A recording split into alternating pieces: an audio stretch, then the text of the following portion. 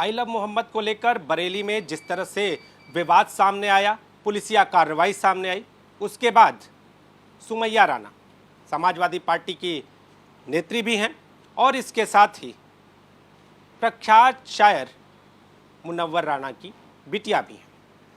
जब यह बरेली की ओर बढ़ी, अपने एक कार्यक्रम में जा रही थी, तो वहां इन्हें नहीं जाने दिया गया। ऐसी बातें सामने हैं। हमारे साथ सुमैया जी हैं। क्या हुआ था? देखिए, मुझे एक प्रोग्राम में जाना था, मुशायरा था, आज के दिन था, तो मैंने ये सोचा कि सेम डे जाके सेम डे वापसी बड़ी हेक्टिक हो जाती है, तो क्यों ना एक दिन पहले चले जाएं।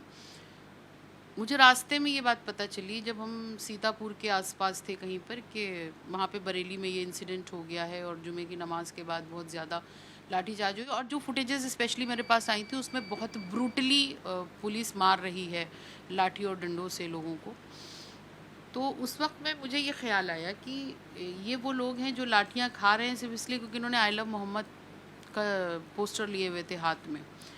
मैंने ये अपने सोशल मीडिया अकाउंट पे लिखा कि मैं खुशी खुशी, हम लोग पुलिस वाले चाहें अगर तो अपनी बंदूकें तैयार रखें और हम गोली खाने को तैयार हैं।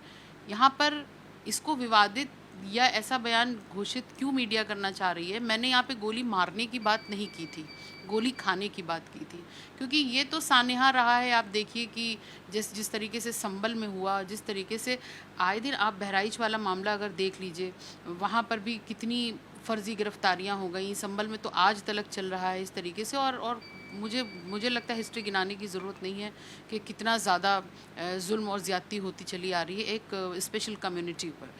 और सबसे बड़ी बात यह है कि मोहम्मद साहब पर अगर कोई अपना एहतजाज ज़ाहिर करना चाह रहा है तो यकीनी तौर पर वो शांतिपूर्ण ही होगा, और हुआ भी शांतिपूर्ण है। कहीं पर लॉ एंड ऑर्डर का कोई ऐसा सवाल नहीं उठ रहा था। लेकिन पुलिस उसको क्या दिखाना चाह रही है कि ये उपद्रवी हैं, ये निकल रहे हैं, ये पत्थर चला देंगे, गोली चला देंगे। मुझे लगता है कि यहाँ पर हमारा क्लैश है प्रशासन से और शासन दोनों से। तो बरेली आप नहीं पहुंच पाई? नहीं, मुझे तो इन्होंने फरीदपुर टोल पर ही इन्होंने डिटेन कर लिया था और लखनऊ ला करके उन्होंने मुझे रिलीज़ किया है घर पे।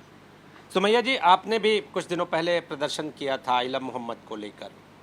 हम ये जानना चाहते हैं कि इसके पीछे क्या है? आखिर आई लव मोहम्मद ये तो दिल में भी है, लेकिन पोस्टर के माध्यम से इसे जताने का प्रयास, ये क्या है? जब से 2014 से केंद्र में और जो 2017 से यहाँ पे सरकार आई है उत्तर प्रदेश में बीजेपी की, तब से लेकर कहीं ना कहीं मुसलमानों को एक अजीब नज़रिए से टारगेट किया जा रहा है। इससे तो कोई इनकार नहीं कर सकता है। अच्छा, हम तो टारगेट हो रहे हैं, पूरा पीडीए टारगेट हो रहा है। कहीं पर पिछड़े मारे जा रहे हैं, कहीं पर दलितों के ऊपर जुल्म हो रहा है, और अल्पसंख्यकों पर तो कोई मतलब ही नहीं। अब आई लव मोहम्मद की अगर बात करें कि जिस तरह रबीउल अव्वल के मौके पर एक आई लव मोहम्मद के पोस्टर पर ये कह के ऑब्जेक्शन किया गया कि ये पहले कभी नहीं लिखा गया इस तरीके का, और अब आई लव मोहम्मद क्यों लिखा जा रहा है, तो मैं ये पूछना चाहती हूँ कि आई लव मोहम्मद में दिक्कत किस बात की है? मोहम्मद साहब तो वो शख्सियत रहे हैं, वो हमारे तो नबी हैं, हमारा तो अकीदा अलग है। लेकिन दुनिया में अगर आप गूगल पे भी सर्च करेंगे तो टॉप 10 की लिस्ट में फर्स्ट नंबर पे रखा गया है। तो अगर उनके लिए कोई आई लव, मैं ये कह रही हूँ कि जैसे कोई लिख दे आई लव, जैसे अभी ट्रेंड चला आई लव महादेव लिख दिया, मुझसे पूछा मीडिया वालों ने, मैंने कहा मैं उसका स्वागत करती हूँ। ये हर किसी इंसान का अपने धर्म के प्रति मोहब्बत को जाहिर करता है, इसमें कोई बुराई नहीं है, कोई किसी भी। और हम लोग छोटे थे, हमें याद है कि हम लोग मदर टेरेसा के बारे में पढ़ाया जाता था, तो हम लोग उनके लिए बहुत श्रद्धा रखते। तो मुझे अच्छी तरीके से याद है कि हम लोगों को राइटिंग में कभी कभी दिया जाता था कि आई लव मदर टेरेसा। तो इसका मतलब ये थोड़ी है कि आप आहत हो गए या दूसरे धर्म के लोग आहत हो गए, बिल्कुल भी ऐसा नहीं है। इसको गलत तरीके से पेश किया जा रहा है। अब यहाँ पर सवाल उन लोगों से बाद में किया जाना चाहिए जिन्होंने इस पर ऑब्जेक्शन किया था। ठीक है, हो सकता है किसी को ये चीज़ ना अच्छी लगी हो, लेकिन पुलिस की, डिपार्टमेंट की क्या जिम्मेदारी बनती थी? उसको तो ये बताना चाहिए था कि हाँ, यहाँ पर ये बात सही है, ये बात गलत है। बाद में डीआईजी मुकरते हैं कि कोई एफआईआर नहीं हुई, जबकि एफआईआर्स हुई हैं, 25 लोगों को नामजद किया गया है बाकायदा।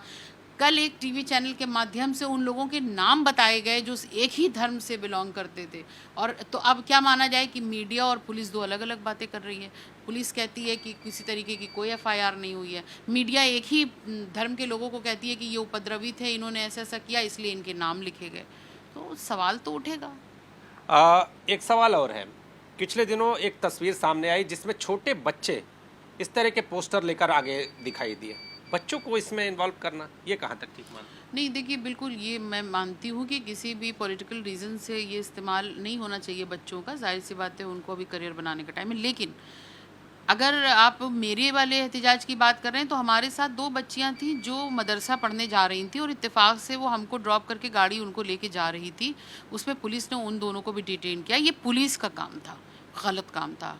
तीसरी चीज़, अब जो बच्चे शामिल हो रहे हैं तो हर धर्म की अपनी एक आइडियोलॉजी होती है और इस्लाम धर्म की ये आइडियोलॉजी है कि बच्चा भी अपने नबी के नाम पे कुर्बान होने की ख्वाहिश रखता है। तो अब उनको भी ये लगा होगा, एक माहौल बना ना, एक औरत तैयार हुआ पूरा कि अरे ये नबी का नाम नहीं ले सकते, नबी का पोस्टर नहीं लगवा सकते हैं, तो कहीं ना कहीं वो बच्चे बड़ों से प्रेरित हुए। बरेली में जो घटना सामने आई, मौलाना तौकीर रज़ा की भी जो बात सामने आई, अपने घर में वो बैठे थे और बाहर आम मुसलमान लाठी खा रहा था, पथराव की भी चीज़ें सामने आई, इसको कहाँ तक सही मानती हैं?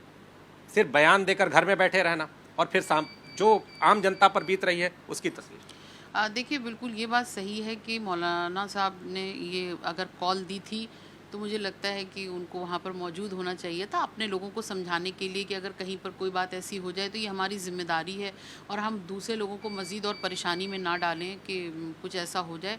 और ये होता ही है कि जब कहीं पर बहुत ज़्यादा भीड़ इकट्ठा हो और उसके बाद वहाँ पर इस तरीके का एक बहुत किसी धर्म से जुड़ी हुई कोई मजलिस होने वाली हो तो वहाँ पर माहौल बिगड़ने के चांसेस पूरे रहते हैं। पुलिस का तैनात होना भी मुझे लगता है कि ज़रूरी होता है ऐसे मौक़ों पर। लेकिन सवाल यहाँ पर दोनों तरफ उठ रहा है। अगर उधर उठ रहा है कि भीड़ इकट्ठा की और ख़ुद प्रेजेंट नहीं थे, तो सवाल यहाँ पर ये भी उठ रहा है कि पुलिस को भीड़ को कंट्रोल करने के लिए दूसरे हथकंडे भी अपना सकती थी। जिस तरीके से लोगों पर लाठियाँ चली हैं, जिस तरह लोगों के सर फूटे हैं, किसी के पैर टूटे हैं, कोई बहुत गंभीर रूप से घायल हो रहा है, यहाँ पर पुलिस की कार्यप्रणाली पर भी सवाल उठना लाजिम है। अब सुमैया राणा का अगला कदम क्या है आई लव मोहम्मद को लेकर? जिस तरह से पिछले दिनों एक तस्वीर सामने आई, आप लोग भी पोस्टर लेकर निकले, अब क्या करें?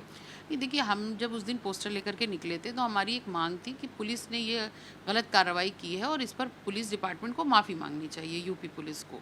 ऐसा कोई माफ़ीनामा सामने नहीं आया। सफाईनामा तो सामने आया कि कोई मुकदमा नहीं हुआ है, जबकि वो झूठ है।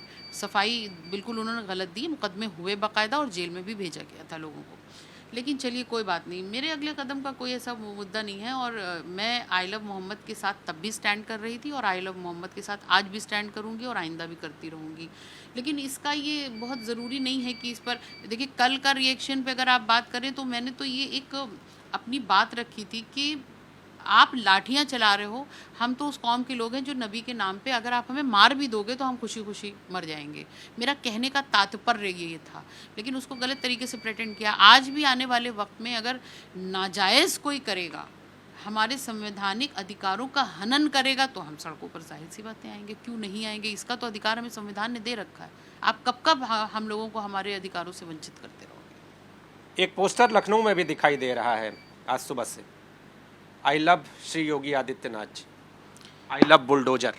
मैं उन लोगों का स्वागत करती हूँ, लेकिन अगर आप आई लव बुलडोज़र कह रहे हैं तो इसका मतलब ये वो लोगों की मानसिकता है आई लव बुलडोज़र जो ये जानते हैं कि बुलडोज़र सिर्फ किन लोगों पर चल सकता है और किन लोगों पर चलता आया है। मेरा ऑब्जेक्शन है आई लव बुलडोज़र पे। लेकिन अगर कोई माननीय मुख्यमंत्री जी के लिए आई लव लिखता है, मुझे उस पर बिल्कुल भी एतराज़ नहीं है। ये उनके प्रति श्रद्धा हो सकती है, वो उनके आइडियल हो सकते हैं, एक दूसरे की मानसिकता मैच कर सकती है। मुझे उस पर कोई एतराज़ नहीं, मैं उसका पूरे खुले दिल से स्वागत करती हूँ। कोई किसी के लिए भी ये स्वतंत्र है, ये देश लोकतांत्रिक देश है, अपनी बात कह सकता है। लेकिन बुलडोज़र को मैं लिख दूँ कि I love rifles, I love bombs, तो उसी तरह एक बुलडोज़र को तो इसी तरह इस्तेमाल किया गया ना, किसी को दबाने के लिए, कुचलने के लिए। ख़ासकर झोपड़ी तक तो उजाड़ दी गई बुलडोज़र से। आप भी जान रहे हैं, हम भी जान रहे हैं। तो मैं इस पर ज़रूर मेरा ऑब्जेक्शन है, लेकिन मेरा माननीय मुख्यमंत्री जी के ऊपर कोई ऑब्जेक्शन नहीं है। तो सिर्फ ऑब्जेक्शन या जो ये आई लव बुलडोज़र है इसका विरोध करती हुई नजर आएंगी सुमैया राणा? मैं पहला विरोध तो मैंने आपके चैनल से ही, पहला विरोध जो होना चाहिए वो मैंने आपके चैनल के थ्रू कर दिया है। लेकिन हर चीज़ के लिए सड़क पे नहीं उतरा जाता है। बहुत सारी चीज़ें होती हैं कि आप इशारतन भी कर सकते हैं, आप इतना बड़ा स्तंभ है मीडिया, उसके थ्रू भी कर सकते हैं। तो जब जब जिस चीज़ की ज़रूरत पड़ेगी उसको इस्तेमाल किया जाएगा। तो जब जब जिस चीज़ की ज़रूरत होगी उस चीज़ को इस्तेमाल करेंगे, लेकिन आज भी स्टैंड आई लव मोहम्मद के प्रति पूरी तरह से साफ है।